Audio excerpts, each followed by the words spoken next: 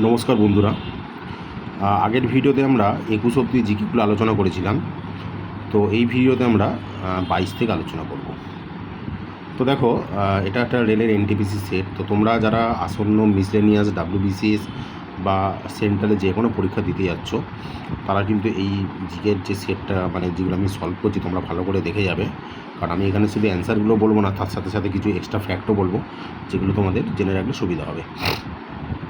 তো চলো শুরু করা যাক। এখানে বলেছে যে ভারতের কোথায় সবথেকে বেশি সংবাদপত্র প্রকাশিত হয়। আচ্ছা, মনে রাখবে ভারতের উত্তরপ্রদেশে সবথেকে বেশি সংবাদপত্র প্রকাশিত হয়। মনে রাখবে ভারতের যত সংবাদপত্র প্রকাশিত হয় তার 15% প্রায় উত্তরপ্রদেশেই প্রকাশিত হয়। এবং উত্তরপ্রদেশের পর যে রাজ্যটা আছে সেটা হচ্ছে মহারাষ্ট্র, তারপর হবে দিল্লি। ঠিক আছে। তারপরে বলেছে যে স্বরাজ্য পার্টি কত সালে প্রতিষ্ঠিত হয়।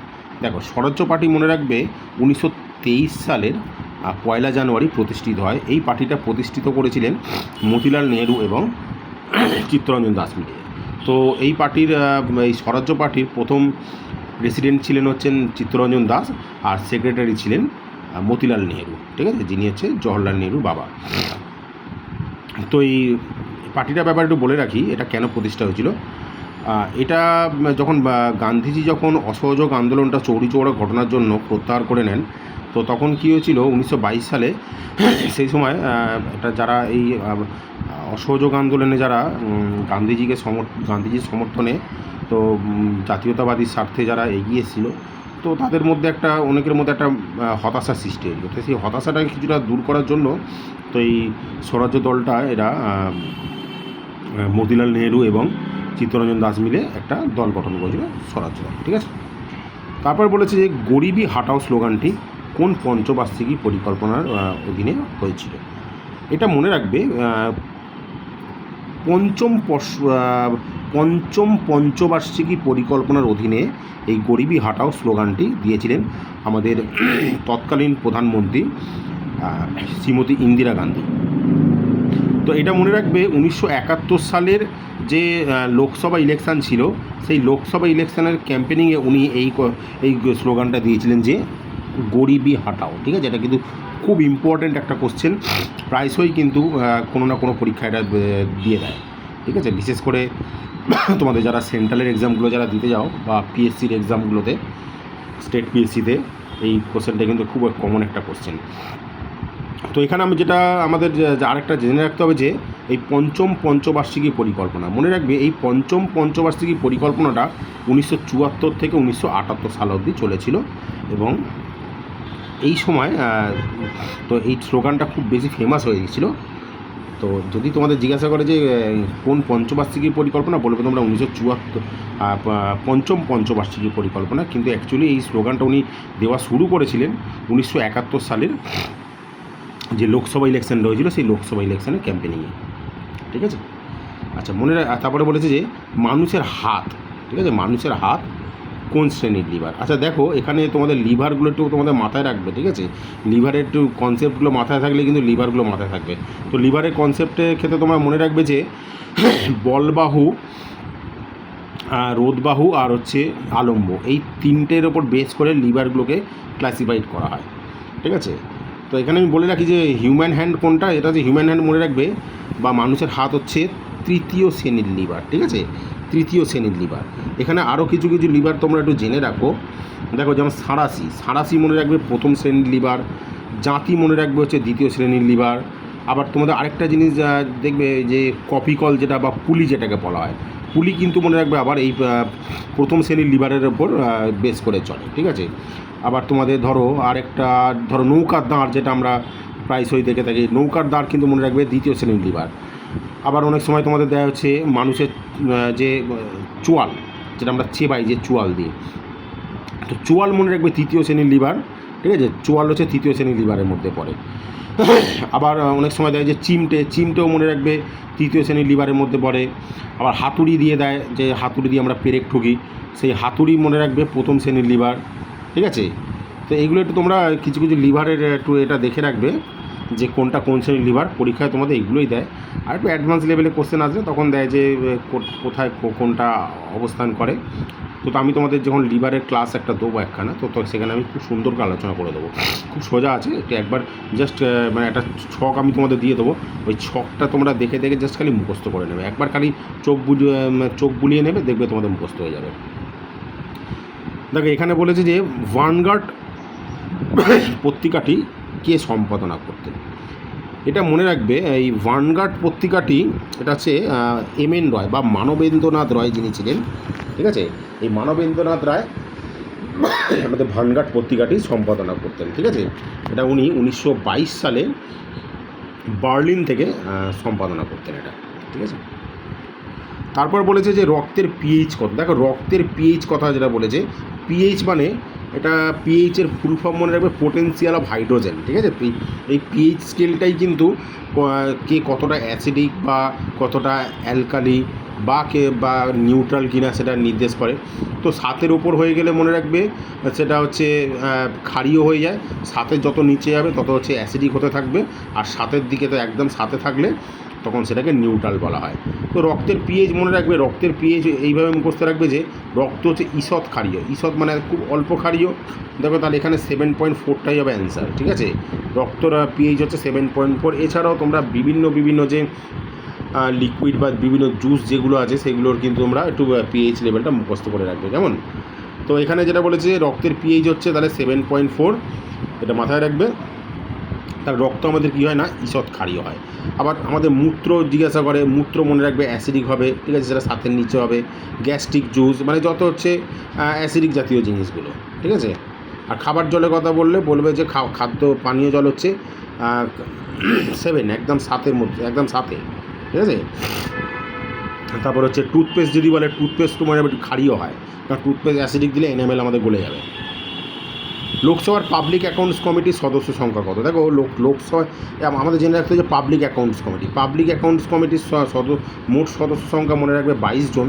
তো আমাদের লোকসভা থেকে থাকে 15 জন, আর হচ্ছে রাজ্যসভা থেকে থাকে 7 জন, এটা মাথায় রাখবে। আচ্ছা, তারপরে বলেছে কেন্দ্রীয় সরকার সুকন্যা সমৃদ্ধি যোজনা কবে চালু করে। দেখো সুকন্যা সমৃদ্ধি যোজনা, এটা মাথায় রাখবে যে সুকন্যা সমৃদ্ধি যোজনা 2015 সালে চালু করা হয়, ঠিক আছে। এটা একটা মানে বাচ্চা মেয়েদের যে গার্ল চাইল্ড যারা হয় তাদের জন্য, তাদের সুন্দর ভবিষ্যতের জন্য আমাদের যে বর্তমান কেন্দ্রীয় সরকারের একটা প্রকল্প চালু করেছে, ঠিক আছে। এখানে তোমাদের দেখো সুকন্যা সমৃদ্ধি যোজনার সাথে সাথে আরও কিছু তোমরা যোজনা একটু মাথায় রাখবে, যেমন অটল পেনশন যোজনাটা মনে রাখবে 2015 সালে চালু হয়েছিল। প্রধানমন্ত্রী জনধন যোজনা যে জিজ্ঞাসা করে, তো এটা মনে রাখবে এটা সম্ভবত 2014-তে হয়েছিল। তারপর আরেকটা দেয় রিসেন্টলি, এই বছর দিক আগে একটা চালু হয়েছিল যে প্রধানমন্ত্রী বিশ্বকর্মা যোজনা। তো প্রধানমন্ত্রী বিশ্বকর্মা যোজনাটা মনে রাখবে 2023 সালে চালু হয়েছিল, কেমন। তারপরে মেক ইন ইন্ডিয়া দেয়, মেক ইন ইন্ডিয়া মনে রাখবে 2014 সালে হয়েছিল। তারপরে দেয় হচ্ছে তোমার ডিজিটাল ইন্ডিয়া হচ্ছে 2015 সালে হয়েছিল। তো এইগুলো একটু মাথায় রাখবে। আরও বিভিন্ন যোজনা আছে, সেন্ট্রালের স্কিমগুলো আমি তোমাদের একবার একটা ভিডিওর মাধ্যমে দেখিয়ে দেবো, ঠিক আছে। আচ্ছা, এখানে বলেছে যে অ্যাবেল পুরস্কার কোন ক্ষেত্রে দেওয়া হয়। দেখো অ্যাবেল পুরস্কার মনে রাখবে এটা গণিতের ক্ষেত্রে দেওয়া হয়, কেমন। এটা কিসের ক্ষেত্রে দেওয়া হয়, গণিতে দেওয়া হয়। অনেকে কিন্তু এটাকে আবার গণিতের নোবেল বলে। আচ্ছা, কোন ঘটনা তদন্তের জন্য হান্টার কমিশন গঠিত হয়েছিল। হান্টার কমিশন মনে রাখবে এই জালিয়ানওয়ালাবাগের হত্যাকাণ্ডের জন্য। তো তৎকালীন ব্রিটিশ সরকারের ওপর প্রচণ্ড একটা চাপ পড়েছিল, যদি ওরা একটা নক্ষরজনকই কাজ করেছিল, ঠিক আছে। তো এই হান্টার কমিশন হয়েছিল জালিয়ানওয়ালাবাগের হত্যাকাণ্ডের তদন্তের জন্য এটা করা হয়েছিল। আর এই ঘটনার জন্য প্রধান অভিযুক্ত ছিলেন জেনারেল ডায়ার, ঠিক আছে।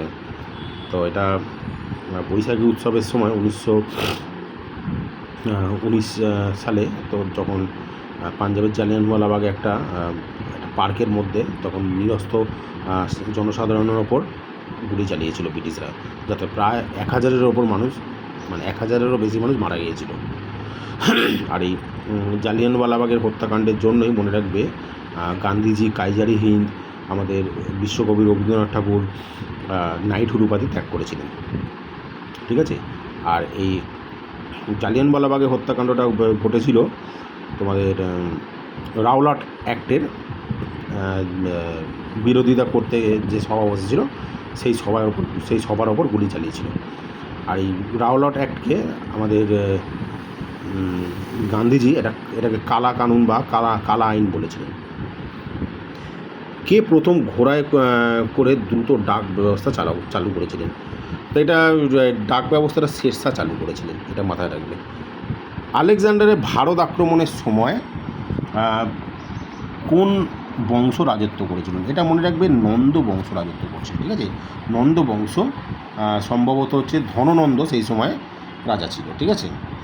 তো ধননন্দ একটু মাথায় রাখবে যে ধননন্দর কি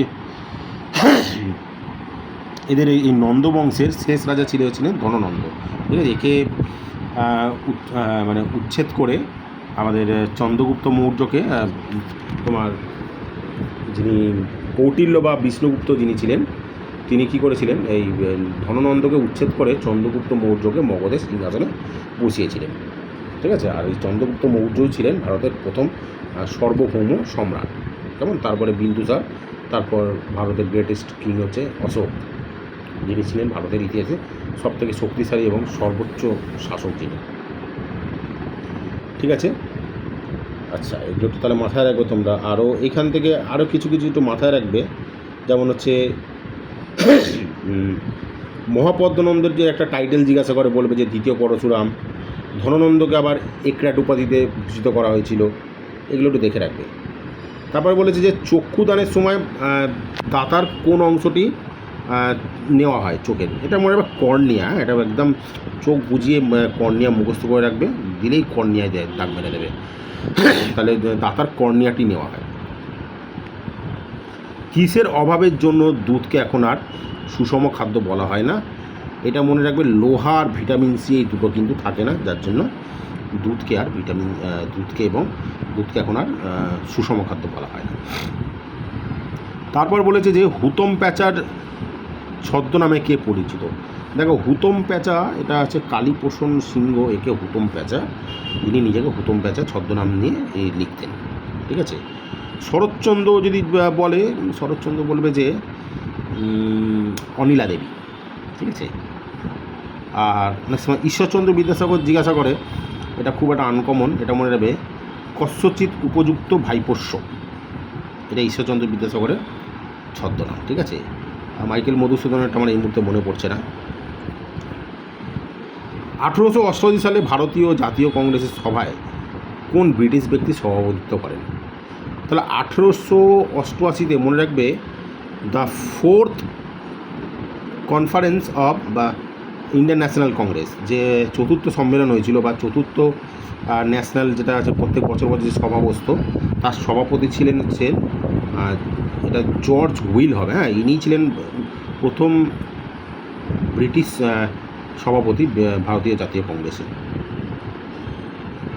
আচ্ছা, তারপর বলে যে গৌতম বুদ্ধ কোন ভাষায় ধর্ম প্রচার করতেন? এটা মনে রাখবে পালি ভাষা। বুদ্ধিস্ট লিটারেচার আসলে তোমরা পালি ভাষাটাই খুব মাথায় রাখবে কিন্তু। বায়ুমণ্ডলে যে অঞ্চল ট্রপোস্ফিয়ার ও স্ট্র্যাটোস্ফিয়ারকে আলাদা করেছে, মনে রাখবে ট্রপোস্ফিয়ার আর স্ট্র্যাটোস্ফিয়ার আলাদা হয়েছে। দেখো, ট্রপো আর স্ট্র্যাটো আলাদা হয়েছে না?